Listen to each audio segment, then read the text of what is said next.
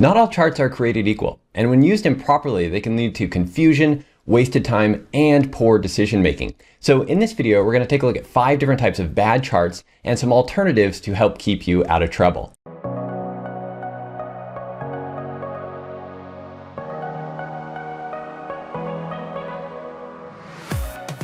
So the first type of chart we'll look at is the stacked column chart. And I see this chart used all the time, and in my opinion, it's a bad chart. So why is that? Well, first of all, we need to understand what the point of a chart is. And the entire goal of a chart is to tell us a story about our data, a factual story about our data. So what story is this chart telling us? Well, it's actually telling us several stories. First of all, it's telling us the story of total sales for the organization by month. And we can see that with the height of each of these columns here, the total height of each of these columns.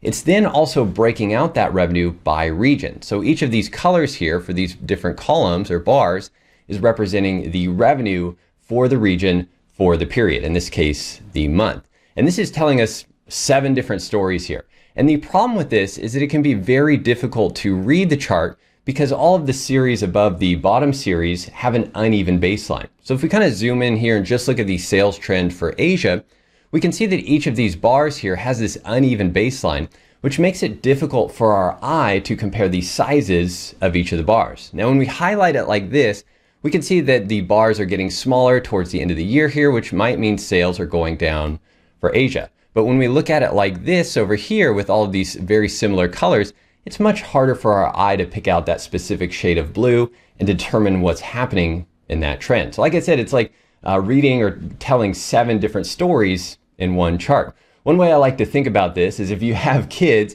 and all of your kids are telling you a different story at the same time. It's very hard to listen to each kid all at the same time and try and figure out the story each of them is trying to tell you. If you don't have kids, it's like watching 3 different movies at the same time. You have one on your TV, one on your iPad, and one on your phone, and you're trying to pay attention to all these different movies at the same time. It just doesn't work. So one alternative to this is panel charts. And I have an example here with panel charts. Now, this is the exact same data, but I've broken it out into 6 different charts, these 6 different line charts here. And this just shows us the trend of revenue, again, over months for each of the different regions in a separate chart. And it's now telling us 6 different stories. And here we can more easily see that Asia, the story with Asia is that sales are in fact declining over the last 3 quarters. And we also have another story here with Africa where sales are almost doubled over the year. And it'd be, again, very difficult to see that if we're just looking at these very small light blue bars here in this chart. So that's where stacked column charts can be difficult and confusing to tell a story, especially if you're telling multiple stories and you have more than 6 regions. And I prefer breaking that out into different charts. Next, we'll take a look at 3D exploding pie charts. And in the world of data visualization, these seem to be just everybody's #1 enemy. So why is that? Well, these charts can also be difficult to read and confusing. So on this sheet here, I have a question for you. Which of these slices represents the larger data point? Is it slice number 1 or slice number 2? Well, if you said slice number 2, you're actually correct. Slice number 2 represents 15%, where slice number 1 represents 13%. But obviously slice number 1 looks a lot bigger. And I actually measured this out. And as you can see, the slice number 1 has a surface area that's roughly 35% larger than slice number 2. Yet slice number 2, again, represents the larger data point. And this is just due to the law of diminishing perspective or scale, because the objects, 3D objects closer to us look larger than 3D objects farther away. So this is just a problem with 3D charts in general, but especially 3D pie charts. So what are some alternatives here? Well, I'm going to jump back over to this sheet, and one alternative to any type of pie chart is to use a column or bar chart. So here again, I have the exact same data, but we can now see this in this column chart, and we can actually see some trends here with this data. We can see in June and October and December, our percentage of sales is much larger than the other months of the year. So maybe we have some seasonality there, or maybe some promotions or other things that caused those numbers to be higher in those months. But we can now easily see that as those are sticking out in this chart. If you are going to use pie charts and 3D pie charts specifically, maybe your boss just wants one in there and there's no way to avoid it, I would recommend using smaller number of series. So this chart here, it's a different data set, but it only has 2 series versus 12 series. And that again is going to make it easier to read and easier for the reader or user to make decisions about the data and understand the story better. And if you want to learn more about pie charts, I wanted to mention that I co-authored a book with 24 other Excel MVPs called Excel Insights. In this book, I wrote a chapter called Why the Love-Hate for Pie Charts. And I explain in more detail why pie charts can be bad and a ton of alternatives to help keep you out of trouble. I also explain how to pick the best slice of pizza if you're going to a party, so a bit of a life hack there. And there's 23 other chapters in this book with some mind-blowing and amazing techniques from all of the other MVPs. So definitely check this one out. I'll put a link in the description below where you can grab the book. Number 3 is the clustered column chart. And this is another chart I see used frequently. They can be a bit confusing. So the story that this chart is telling us is actuals versus budget and forecast. There's a column here for actual revenue, and then orange for budget and gray for forecast. And we have 4 different regions.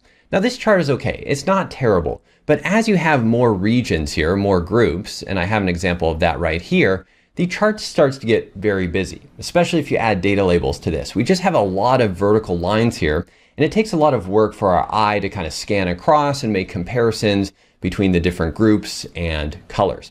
So one thing we can do to clean this up a bit is still use a clustered column chart. But with this technique here, we've combined all of the different series into one column. And then we have these horizontal lines. So this dark blue horizontal line for budget and the lighter blue for forecast. So this is still all of the same data or information, but we just have it condensed into one column for each region. So as your regions grow, it'll be a bit easier to read.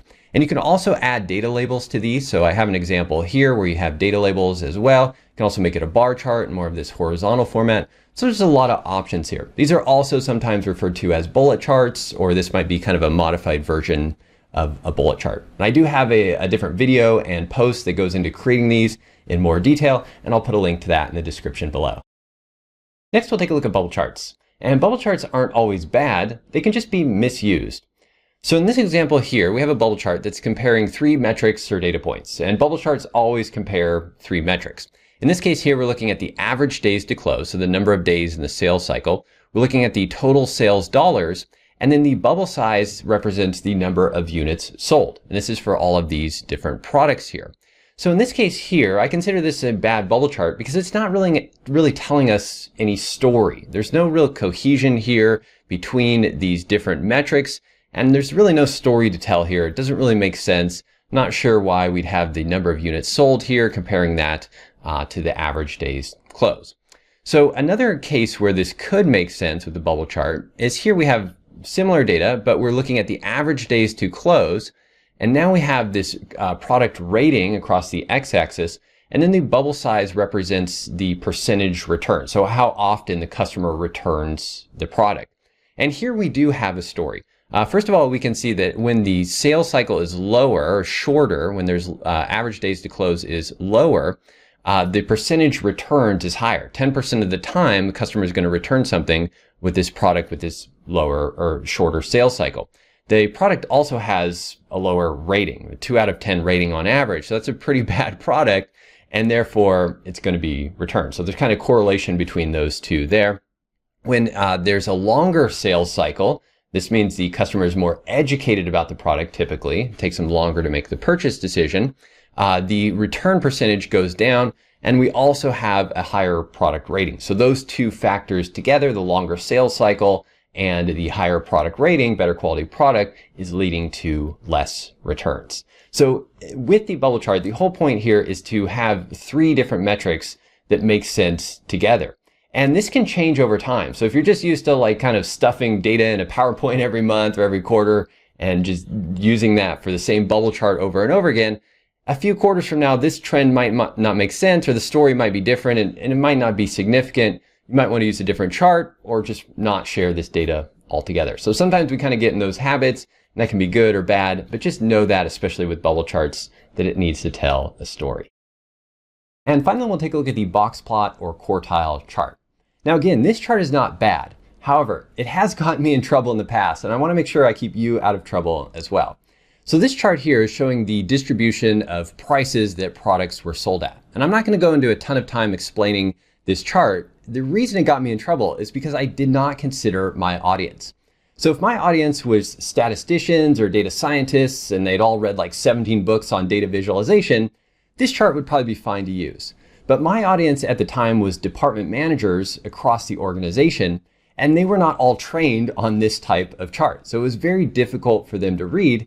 And what ended up happening was I just spent a ton of time during meetings and presentations explaining this chart and probably ultimately wasting time trying to help them make sense of it and any decisions that they'd make from it. So I was kind of being what I call a hoarder. And I explained this framework in my free webinar called the Modern Excel Blueprint. This is my Excel hero framework. And I was kind of at this hoarder stage here. If you haven't seen the webinar, check it out. I'll put a link in the description below. It's absolutely free to attend and will help you become an Excel hero. But I was kind of being a bit of a hoarder here. So my whole point with this is to use charts that make sense for your audience. It will be easy for them to understand and read and see the story that you're trying to tell. One alternative to this, if you are using this specific chart and you do want an alternative, one I created was called the comparative distribution chart.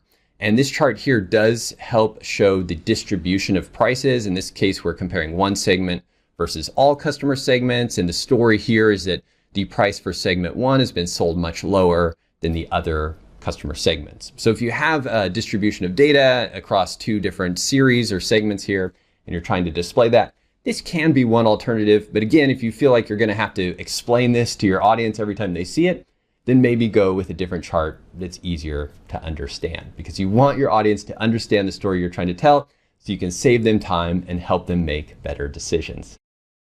So I hope these tips have helped you determine what types of charts to use for your data and most importantly for your audience. Of course, if you have any questions or suggestions, feel free to leave a comment below. If you're new to our channel, hit that subscribe button and then head over to excelcampus.com/free to grab our free Excel Pro Tips ebook. Thanks again for watching. Have a great day and I'll see you in the next video.